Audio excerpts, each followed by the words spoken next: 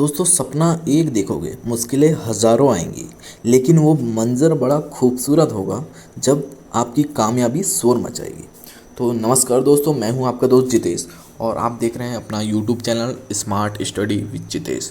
दोस्तों आज है 10 अक्टूबर और रोज की तरह आज भी हम आपके लिए लेकर आए हैं डेली करंट अफेयर्स के ऐसे मोस्ट इम्पॉर्टेंट क्वेश्चंस जो आपकी अपकमिंग एग्ज़ाम के लिए काफ़ी हेल्पफुल होंगे। दोस्तों हम अपने वीडियो में आपके कीमती समय को ध्यान में रखते हुए रोज़ के सभी इम्पोर्टेंट करंट अफेयर्स को कम से कम समय में और डिटेल के साथ कराने का प्रयास करते हैं, जिससे कि आपको सटीक जानकारी भी प्राप्त हो जाए और आपका कीमती समय भी बच जाए। दोस्तों अगर आप हमारे चैनल पर नए हैं तो हमारे चैनल को सब्सक्राइब करना ना भूलिएगा। तो चलिए दोस्तों आज के करंट अफेयर का पहला क्वेश्चन देख लेते हैं। हाल ही में किसके नाम पर देश का पहला बहुकला सांस्कृतिक केंद्र खोलने की घोषणा की गई है? तो दोस्तों अभी नीता अंबानी के नाम पर मुंबई के बांद्रा कुर्ला इलाके में ये बहुकला सांस्कृतिक केंद्र खोलने की घोषणा की गई है। दोस्तों नीता अंबानी की बेटी हैं ईशा अंबानी। तो ईशा अंबानी ने मुंबई के बांद्रा कुर्ला कॉम्प्लेक्स में नीता मुकेश अंबानी सांस्कृतिक केंद्र खोलने की घोषणा की है। दोस्तों ईशा अंबानी रिलायंस रिटेल वेंचर्स लिमिटेड की निदेशक भी हैं और इन्होंने ही अपनी मां गीता अंबानी के नाम पर भारत का पहला बहुकला सांस्कृतिक केंद्र खोलने की घोषणा की है। आप ये याद रखिएगा। इसके बाद अगला क्वेश्चन देख लेते हैं। हाल ही में भारत और किस देश के बीच व्हाइट शिपिंग इंफॉर्मेशन एक्सचेंज समझौता हुआ है?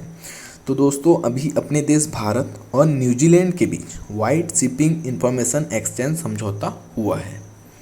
भारतीय नौसेना ने समुद्री क्षेत्र में पारदर्शिता को बढ़ावा देने के लिए न्यूजीलैंड की रॉयल नेवी के साथ ये व्हाइट शिपिंग इंफॉर्मेशन एक्सचेंज समझौता किया है। दोस्तों आप ये याद रखिएगा। इसके बाद अगला क्वेश्चन देख लेते हैं।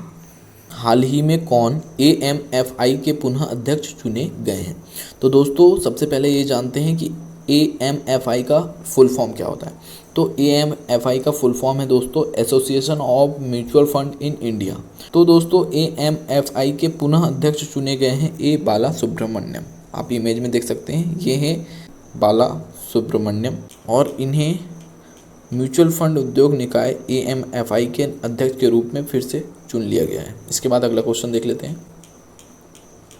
हाल ही में वायु प्रदूषण को नियंत्रित करने के लिए किस राज्य ने एंटी डस्ट अभियान शुरू किया है? तो दोस्तों दिल्ली ने सर्दी के शुरू होने से पहले वायु प्रदूषण को नियंत्रित करने के लिए एंटी डस्ट अभियान शुरू किया है। दोस्तों दिल्ली के पर्यावरण मंत्री हैं गोपाल राय। इन्होंने 14 सूत्री एंटी डस्ट कार्यक्रम बनाया है, जिसमें जो निर्माण स्तर है उनके लिए 14 रूल्स बनाए गए हैं दोस्तों। और जो निर्माण स्तर है वहाँ पर इन 14 रूल्स को फॉलो करना है और जो इन रूल्स को फॉलो नहीं करेगा उस पर कठोर कार्रवाई की जाएगी दोस्तों। तो ये आप याद रखिएगा। इसके बाद अगला क्वेश्चन देख लेते हैं। हाल ही में विश्व प्रवासी पक्षी दिवस कब मनाया गया है? दोस्तों विश्व प्रवासी पक्षी दिवस दोस्तों 14 मई को भी विश्व प्रवासी पक्षी दिवस मनाया गया था और अब 8 अक्टूबर को भी विश्व प्रवासी पक्षी दिवस मनाया गया है। तो ये साल में 2 बार आता है दोस्तों, मई के दूसरे शनिवार यानी कि मई के सेकंड सैटरडे और अक्टूबर के सेकंड सैटरडे को विश्व प्रवासी दिवस मनाया जाता है। अच्छा, मनाते क्यों हैं? तो प्रवासी पक्षी हमारे और हमारे पारिस्थितिक तंत्र के लिए काफ़ी इम्पोर्टेंट है, इसलिए हर साल मई और अक्टूबर के सेकंड सैटरडे को विश्व प्रवासी दिवस मनाया जाता है दोस्तों। अच्छा दोस्तों 8 अक्टूबर को ही एक और मोस्ट इम्पॉर्टेंट डे मनाया जाता है। तो ये इम्पोर्टेंट डे कौन सा है? तो इंडियन एयरफोर्स डे, यानी इंडियन एयरफोर्स डे भी 8 अक्टूबर को मनाया जाता है, क्योंकि 8 अक्टूबर 1932 को इंडियन एयरफोर्स की स्थापना हुई थी दोस्तों। इसलिए ही 8 अक्टूबर को इंडियन एयरफोर्स डे भी मनाया जाता है, ये भी आप याद रखिएगा। इसके बाद अगला क्वेश्चन देख लेते हैं। हाल ही में आई रिपोर्ट के अनुसार बाल विवाह के मामले में सबसे खराब स्थिति किस राज्य की है? तो अभी एक रिपोर्ट आई है और इस रिपोर्ट के अनुसार बाल विवाह के मामले में सबसे खराब स्थिति झारखंड की है दोस्तों। यानी कि सबसे ज़्यादा बाल विवाह झारखंड में होते हैं और दूसरे नंबर पर पश्चिम बंगाल में होते हैं। ठीक है, अब झारखंड की बात आई है तो झारखंड की जो कैपिटल है वो रांची है और झारखंड के जो चीफ मिनिस्टर हैं वो हैं अहमद सोरेन और झारखंड के जो गवर्नर हैं वो हैं रमेश बैस। दोस्तों तंबाकू नियंत्रण के लिए झारखंड को WHO पुरस्कार भी मिला है, ये भी आप याद रखिएगा। इसके बाद अगला क्वेश्चन देख लेते हैं। हाल ही में किस बैंक ने स्मार्ट वायर सुविधा शुरू की है? तो दोस्तों अभी ICICI बैंक ने स्मार्ट वायर सुविधा शुरू की है। स्मार्ट वायर नाम की ऑनलाइन समाधान सुविधा शुरू की गई है आईसीआईसीआई बैंक के द्वारा। आईसीआईसीआई बैंक की बात आई है तो इसकी जो स्थापना हुई थी 1994 में हुई थी। इसका जो हेडक्वार्टर है दोस्तों वो बड़ोदरा में है और इसके जो सीईओ हैं वो हैं संदीप बख्शी। इसके बाद अगला क्वेश्चन देख लेते हैं। हाल ही में किस राज्य सरकार ने दुबई के साथ समझौता ज्ञापन पर हस्ताक्षर किए हैं?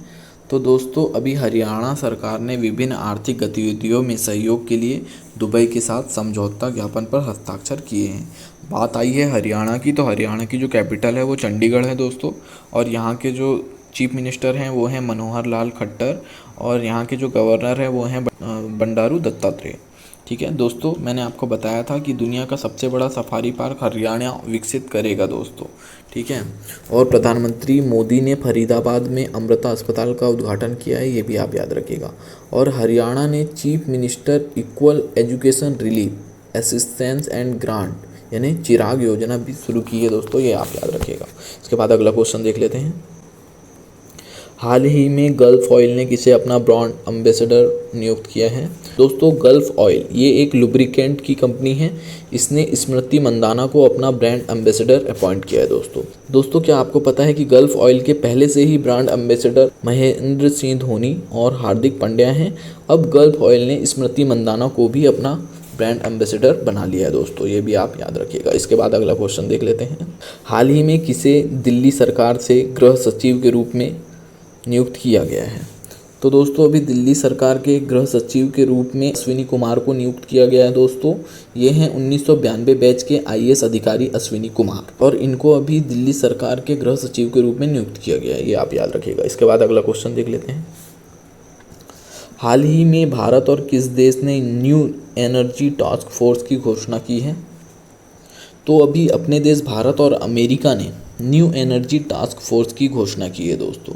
अमेरिका के राष्ट्रपति हैं जो बाइडन, और अमेरिका में एक दशक के बाद पोलियो का पहला मामला दर्ज किया गया है दोस्तों, ये भी आप याद रखिएगा। इसके बाद अगला क्वेश्चन देख लेते हैं।